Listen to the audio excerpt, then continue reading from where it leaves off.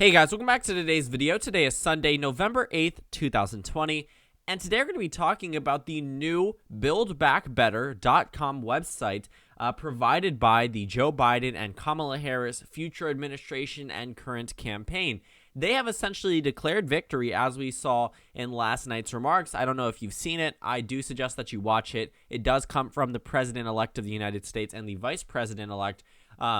So when you're looking at this election, I understand that President Trump has not officially conceded. Now, there is sort of this whole precedent in, I guess you could say, for a candidate not to concede when you think about Al Gore, but that was down to the state of Florida, which was decided by 500 votes in the end, which ended up going all the way to the Supreme Court, and that race was conceded around, I believe, December 11th, sometime around that time frame. And, you know, for Donald Trump, you'd say, well, if he thinks this election is rigged, does he really need to concede? And I think for the American people, for the sake of his supporters and the American people, I do think so. Joe Biden has been declared the winner by nonpartisan sources such as the Associated Press, and even Fox News has Joe Biden in the victor. Now, not to really shun Fox News in any way, it's just the fact that Donald Trump consistently cited Fox News as one of the sources that he routinely used. He routinely goes on their shows, he calls in, and they have even declared that Joe Biden has won this state, despite people from the Trump campaign, even their own commentators,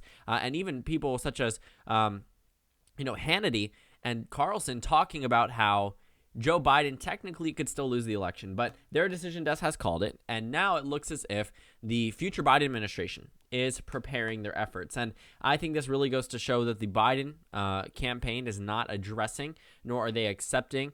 Really, how could you accept a non-concession, but really accepting Donald Trump not conceding the election, meaning they really do think, without a doubt, that they have won. And I wholeheartedly agreed. The Biden campaign has won this race, but at the same time, the fact that, roughly 72 million Americans, I think, or 70 million Americans may agree with the president that the election was somehow rigged, I think that's very dangerous for our democracy, and I think that is very unfortunate. Now, we are probably going to see Donald Trump try to bring the Supreme Court into this, or try to bring these states into the court, but realistically, that's not going to change much. It never has, and right now I think he's 0-9 in court cases on the district level. So again, that's sort of besides the point. I just wanted to point out that the Biden campaign is completely moving ahead. They are very much ready for a transition between a Trump administration and a Biden administration. So, okay, Adobe, I'll get to it at some point.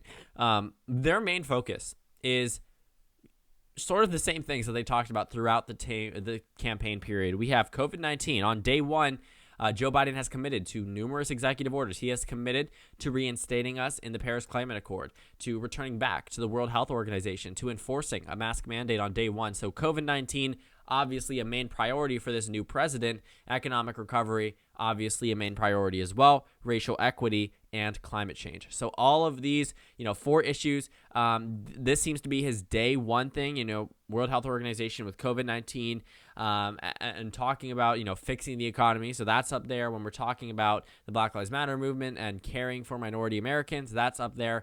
And then, climate change with the Paris Climate Accord. So that's up there as well.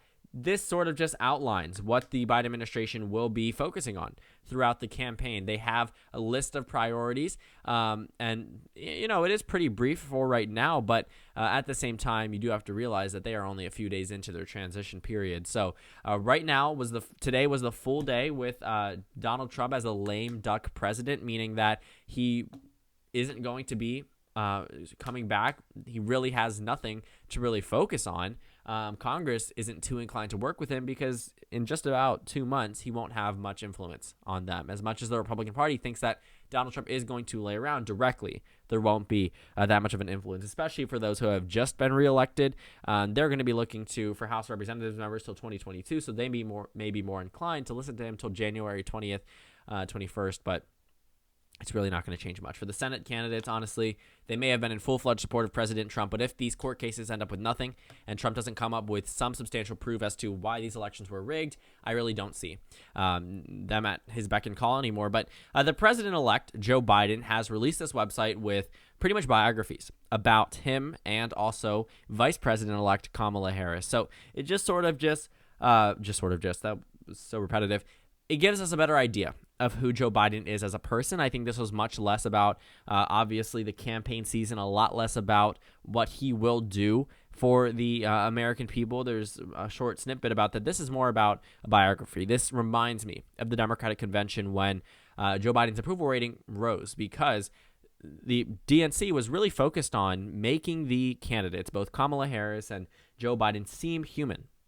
And I know that sounds weird, but traditionally politicians are viewed as out there and not really connected with the American people.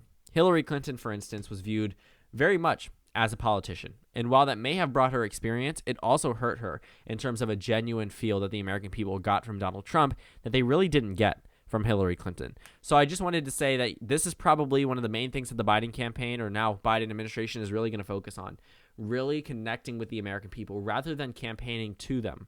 I think a lot of what Biden is going to do now is sort of not only fix his image, but create an image that the president of the United States is not a solely political office. And I know that sounds very ironic. I mean, you're elected to the highest office in the land, but also I think that Joe Biden, given how genuine his speech is, I mean, when we're talking about Joe Biden's speeches, even if you really don't like him, you can't necessarily say that his speeches don't come across as genuine. And I do think that his connection with the American people is what he's really going to focus on. And I think for Vice President Kamala Harris, this is the first time that a woman will be serving in the White House as the vice president. I believe that she will be living in the Naval Observatory. That's standard for vice presidents. Correct me if I'm wrong. I only know that because of House of Cards, so it could be wrong. But I just think that it is interesting to see that rather than focus on really policy initiatives. I mean, looking at the priorities, yes, they have outlined COVID-19, obviously not as in depth as many people would like, but again, they have a platform on the Democratic campaign and a lot of other things, and a lot of other information out there. But it seems the main focus of having this website is to introduce or reintroduce these candidates to the American people. These are the people that you either voted for or didn't vote for, or maybe not voted entirely. But at the end of the day, they will be representing you for the next 4 years. And I think that the purpose of this website and not acknowledging President Trump saying that this election was rigged really focuses and really captures what the Biden campaign has tried to do for the past few months or past year, really. Connecting with the American people, making them feel as if they are genuinely cared for. And I think that reintroducing these candidates is a very good way to go about it. If you didn't know much about Kamala Harris after reading this website, you know a little bit about her history. It seems a lot more personable. I mean, pictures alone really help capture her essence. Same thing with President-elect Biden. So taking a look at that, I just find that to be something that the Biden campaign, now Biden administration, wants to be comforting towards the American people. And while they do have major priorities, such as COVID-19 and economic recovery and racial equity, all of these things you can go ahead and check out on their website. You can read into it a little bit more in depth. Obviously, it's not as in-depth as many people would like, but there is a Democratic platform published out there that sort of outlines what the Biden administration wants to do for the next 4 years. And day one, we're going to see an executive order from President-elect Biden. So he probably will go down the route of using executive orders at least until the Democratic Party, or if the Democratic Party wins back the United States Senate, assuming that they don't do so in January. But the House might actually be lost for the Democrats in 2022. We never know, really. But generally, when there's an incumbent president, you would say that their candidates aren't going to win the race. They're not going to do that much better. But they pretty much are just updating the American people. You can sign up for their mailing list to see what's happening. It's not necessarily a campaign tactic. This is just more so collecting the American people, reintroducing them to who their next president and next vice president are going to be, outlining what they want to get done on day one. And this website, buildbackbetter.com, you can check out for yourself. Really, anyone can check out for themselves.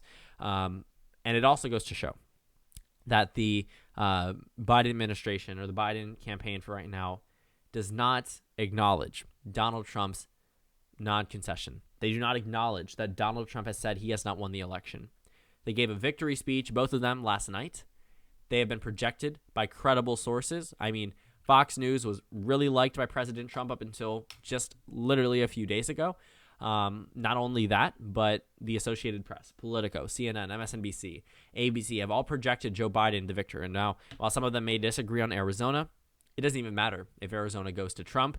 Biden would still win the election. So just wanted to point that out. You can go ahead and check out the website yourself. It's buildbackbetter.com. Regardless of where you are on the political spectrum, whether you supported Biden or you supported Trump or you supported a third-party candidate or just didn't vote entirely or really couldn't vote, I really suggest that you go on this website, you read up a little bit more about the future president, the future vice president, and I'm not saying that, you should do this in order to sway you in one way or another. The campaign season is over. I just think that it's important for a lot of us Americans to actually get to know who our future representatives are going to be, who our future president and vice president are going to be. So you can check that out for yourself. You don't have to. I just wanted to point that out. There are a number of implications from this website: priorities, mask mandate, day one, executive orders, day one, outlined, 99% confirmed, and also the lack of acknowledgement towards Donald Trump really speaks in itself. So thank you guys so much for watching this video. Make sure to comment down suggestions below. Subscribe on the left if you haven't already, and check out the Instagram and Twitter.